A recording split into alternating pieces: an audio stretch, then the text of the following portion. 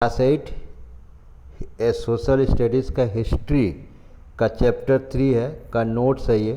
और ये एनसीईआरटी में इसका जो चैप्टर नाम लिखा हुआ है, चैप्टर का नाम है वो रूलिंग द कंट्री साइड। कि जब अंग्रेज था, किसी और बुक में अगर किसी कंपनी में देखेंगे तो वो किसी और बुक में किसी और नाम से जाना जाता होगा, लेकिन वहाँ पर ये दो चीज़ कॉमन होगा, रूलर, ठीक है, रूरल होगा और ये होगा मैंने कि रूलर, जहाँ रूलर मतलब जो कंट्री साइड अपने देहात में, वहाँ पर रूलर हो सकता है, ये हो सकता है एक ठो, या फिर उसका नाम किसी तरह से मैंने यूरोपियन जो ये ईस्ट इंडिया कंपनी का रूल था जो था ये रूरल होगा। लेकिन इसको इस चैप्टर को हमने इस तरीके से लिखा है कि जो सारा किसी भी बुक का हो वो कवर कर जाए। तो सबसे पहले यहाँ पर यह देखना है कि द कंपनी बिकम्स द दीवान, किस तरह से जो ईस्ट इंडिया कंपनी है वो दीवान बन गया। दीवान मतलब कि एक तरफ से उसको पूरी तरह से ज़मीन जो था, जीता हुआ ज़मीन जो था वो सब मिल गया, तो और वहाँ पर वो क्या करेगा, अब ये चीज़ था। तो ये शुरुआत इसकी कहाँ से हुई ये चीज़ हम लोग देखेंगे। तो यहाँ पर हम लोग देखेंगे चैप्टर 2 और चैप्टर 1 में, जो चैप्टर 2 में बैटल ऑफ बक्सर हम लोग देखे थे। तो बैटल ऑफ बक्सर में हम लोग देखने वहाँ पर देखे थे कि बैटल ऑफ बक्सर में, जो कि यहाँ देख रहे होंगे हम, यहाँ पर दिए हैं इसका जो फॉर्मेट कि जो बैटल ऑफ बक्सर जैसे यहाँ लड़ा गया था। जब बैटल ऑफ बक्सर कब हुआ था, तो यहाँ पर देख रहे हैं battle of Buxar of 22 October 1764 को।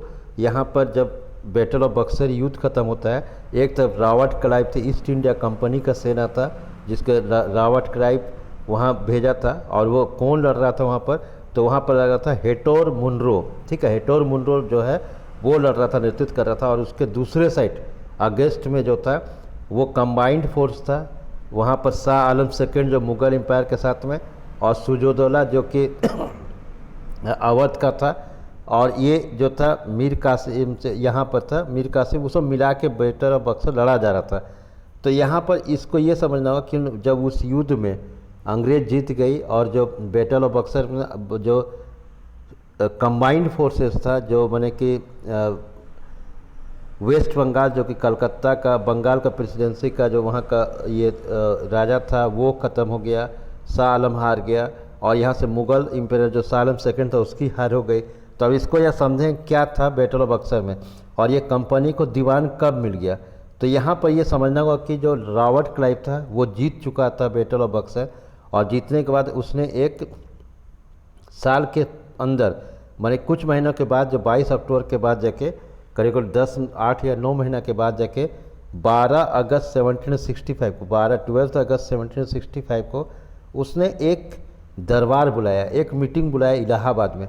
और वो जो दरबार बैठाया इलाहाबाद में, तो वो देखिए यहाँ पर ये पिक्चर्स दिखा हुआ है, यहाँ पर आप पिक्चर देख रहे हो कि ये रेड कलर का जो दिख रहा है, रेड कलर में रॉबर्ट क्लाइव है यहाँ बैठा हुआ, और यहाँ पर शाह आलम सेकंड ऑलरेडी हार गया है।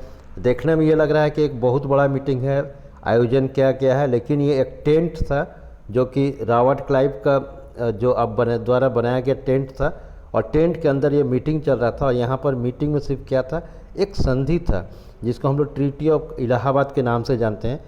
ट्रीटी ऑफ इलाहाबाद, इसको याद रखना है कि इलाहाबाद की संधि, ट्रीटी ऑफ इलाहाबाद माने कि इलाहाबाद की संधि, जो एक संधि हुआ क्या हुआ, तो आज signed on 12 August 1765 between Mughal empire Shah Alam second, जो कि शाह आलम सेकंड कौन था उस समय, जो कि हार गया था इसमें बैटल ऑफ बक्सर में, जो आलमगीर सेकंड का लड़का था, and Robert Clive of the East India Company in aftermath of the battle of Buxar of 22 October 1764 the treaty word. और इस संधि को कौन लिखा था, तो हैंडरिटन बाय, इसको याद रखना है, ये बुक में आपको मिलेगा नहीं, फिर इसको बाय इल्तुतमिश, ठीक है, जो इल्तुसम उद्दीन जो कि बंगाली मुस्लिम स्क्राइब था, स्क्राइब जो कि किसी चीज़ को देख के कॉपी करता था, स्क्राइब था कॉपी करता था, लेकिन उसी को उसने डिजाइन किया था।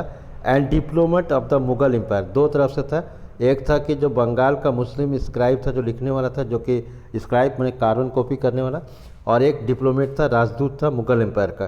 तो यहाँ पर ये मीटिंग होती है, और यहाँ पर इसको उस संधि में 12 अगस्त 1765 को, तो यहाँ पर ये जो बुक है आपको देखो, ये सारा चीज़ एनसीईआरटी बुक और कुछ रिसर्च के द्वारा जो है उसको लिया गया, उससे ये नोट्स बनाया गया है, और ये आपके इम्पोर्टेंट्स को समझते हुए किया गया।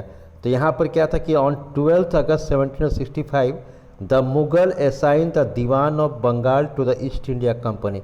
कि जो 12 अगस्त 1765 को मुग़ल जो था उसने एक असाइन करता है कि जब बंगाल का जो दीवान है, बंगाल की अब जिम्मेदारी है। दीवान मतलब क्या हो गया कि एक लैंड है, एक ज़मीन है जिसका जिम्मेवारी अब मतलब वो अंग्रेज़ को मिल जा रहा है। तो वो आज के प्रेजेंट में बंगाल जब हम यहाँ कह रहे हैं तो बंगाल कौन कौन सा है, तो बंगाल आज के डेट में कह रहे हैं तो अगर आज का स्टेट मिलाया जाए तो एक कंट्री तो बांग्लादेश हो गया, बांग्लादेश हो गया जो कि उस समय ईस्ट बंगाल था, फिर वेस्ट बंगाल, दोनों कंबाइंड था। ये उस समय जो था 1765 में ईस्ट बंगाल वेस्ट बंगाल दोनों कंबाइंड थे, यानी आज के देश में बांग्लादेश, वेस्ट बंगाल, बिहार, उड़ीसा और झारखंड, ये सब मिला के उसमें बंगाल था।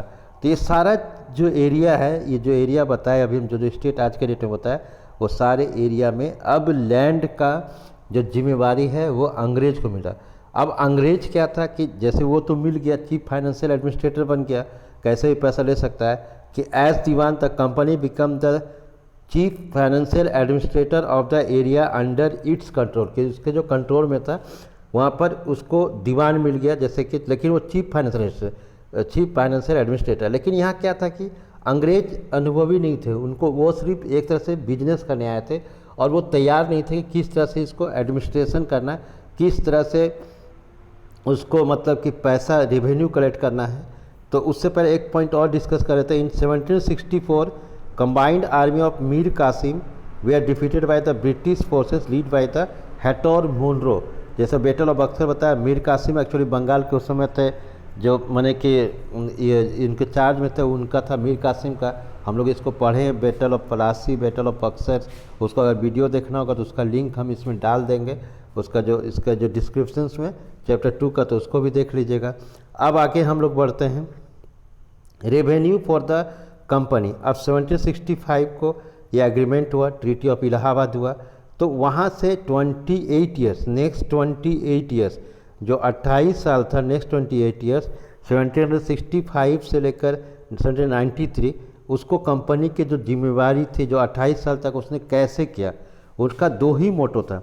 मोटो से उसका उद्देश्य, मोटो मतलब उद्देश्य, 2 mottos of the company, increase the revenue, income, revenue मतलब कि इनकम को बढ़ाया जाए, and by the cotton and silk at low price, कि कम कीमत में जो कॉटन है या सिल्क है उसको कम कीमत में खरीदा जाए।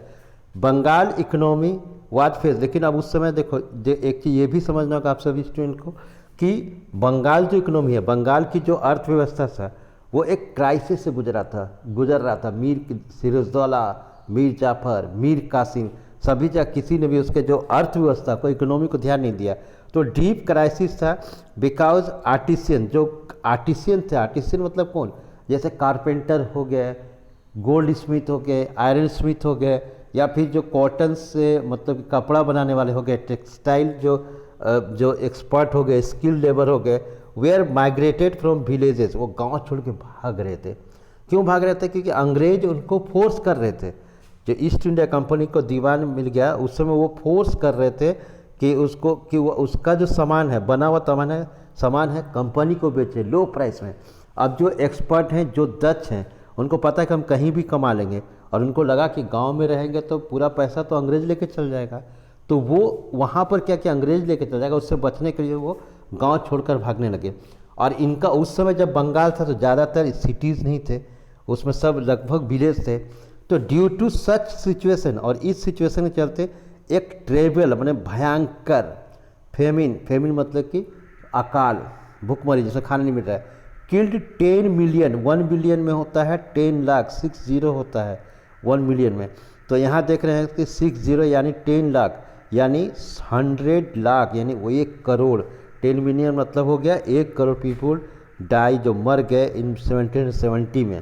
कि 1765 में एग्रीमेंट हुआ, और अगले 5 साल में जब, क्योंकि अंग्रेज को अनुभव नहीं था किस तरह से उसको रेवेन्यू लिया जाए, तो ऐसा क्या किया अंग्रेज, कौन सा पॉलिसी अडेप्ट किया कि वहाँ पर बंगाल में अकाल पड़ गया, लोग गांव छोड़ के भागने लगे, वहाँ पर अनाज नहीं हुआ, और यहाँ पर 1 करोड़ लोगों की मृत्यु हो गई।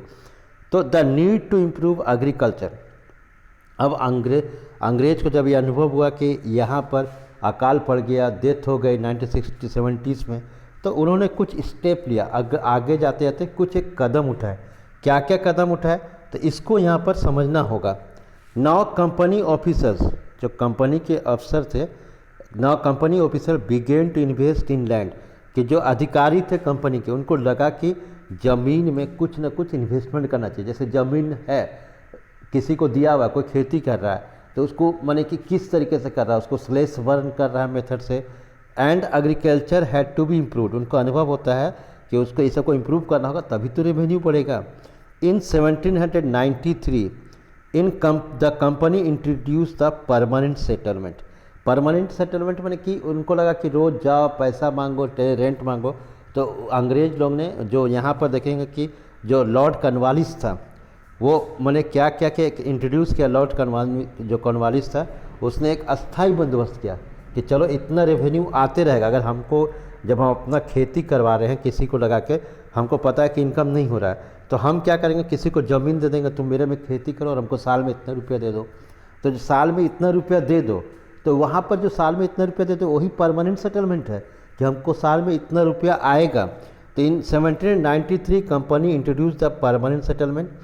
It means talukdar as a zamindar, यानी जो उस समय जो दो चीज़, अगर आप देखेंगे बहुत बुक में राजा लिखा हुआ है, तो राजा उसमें किंग नहीं थे, राजा होते थे कि जो बड़े लोगों को भी बंगाल में, उसमें जिनके पास बहुत ज़मीन होता था उनको राजा कह दिया जाता था। और तालुकदार जो एक ब्लॉक है आज के डेट में, उसका हेड को तालुकदार कहा जाता। तो अंग्रेज जो लॉर्ड कॉर्नवालिस क्या किया, वो दोनों को, माने जो राजा था और तालुकार जो था, दोनों को जमींदार बना, दोनों को ज़मीन दे दिया और उसको कहा गया कि आप इतना टैक्स दीजिए, तो उसी को जमींदार कहने लगा। तो they were asked to collect rent, उनको कहा गया, जमींदार बन गया, माने राजा और जो तालुकदार थे, कि आप रेंट जो है, लगान जो है, जब ये कि जो किसान है फ्रॉम द पीजेंट, उससे कलेक्ट करिए। एंड पे रेवेन्यू टू द कंपनी, और कंपनी को आप एक फिक्स कर दिया कि इतना रुपया आपको देना है, अब भले उससे रेंट जितना कमा लें। At the same time encourage the zamindar to invest improving the land, और जमींदार को ये भी कहा गया कि लैंड को इम्प्रूव करिए ताकि जो किसान है वो ज़्यादा से ज़्यादा उपजा सके। लेकिन इतना ज़्यादा जो ये परमानेंट सेटलमेंट था, इतना ज़्यादा टैक्स लगा दिया गया, इतना ज़्यादा रेवेन्यू लगान लगा दिया गया कि वो माने उसको लगान वसूलते वसूलते जो जमींदार, जो तालुकदार थे, राजा थे, जो आज जमींदार बन गए 1793 में, तो वो लोगों को दिक्कत होने लगा। तो वो दिक्कत होने लगा तो आगे जाके उसका प्रॉब्लम्स हुआ। तो permanent settlement of Bengal was introduce by the Lord Cornwallis.